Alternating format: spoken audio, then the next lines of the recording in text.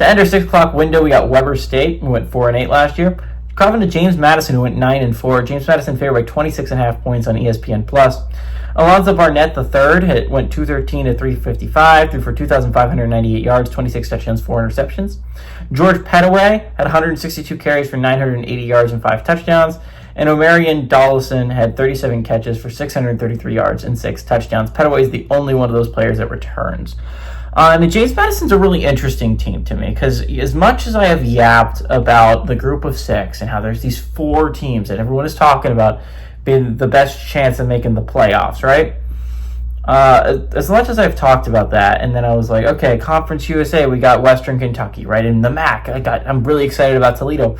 I haven't really mentioned the Sun Belt, and to me, it's because the Sun Belt is deep, and there's no team that really stands out to me as like a great shot at a college football playoff berth. There's just not a team to me.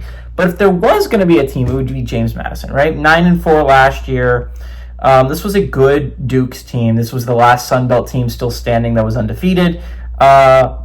James Madison's a scary team, and James Madison needs to get acclimated to playing very good college football like that, because next week on Friday they play Louisville in a game that will matter a ton, right? You're talking about both of these teams. Like, Louisville has playoff expectations as well as James Madison wants to. If James Madison can go on the road and beat Louisville, suddenly you're going to be talking about James Madison as the favorite to go to the college football playoff, because I don't know if there's going to be a group of 5, group of 6 team that has a better or even applicable win as that. So James Madison needs to get ready to play football like that. And I think they will. This is a very good team. This is a good Bob Chesney team. Again, Kurt Cignetti brought this program up. Bob Chesney has kept it at a very good level last year. James Madison's a very solid program. This is a team that is very good.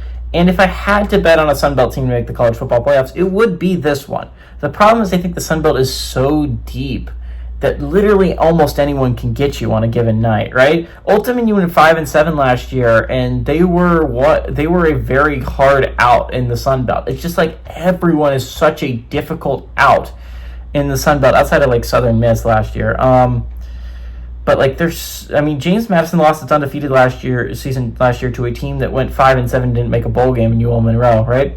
So James Madison, it's going to be a hard feat, right? The Sun Belt is not an easy group of 5 team conference to walk through. But if I had to bet on, I think James Madison is the one. I think James Madison is going to win this one. I think James Madison is going to cover in this one. Give me the Dukes to win and cover at home.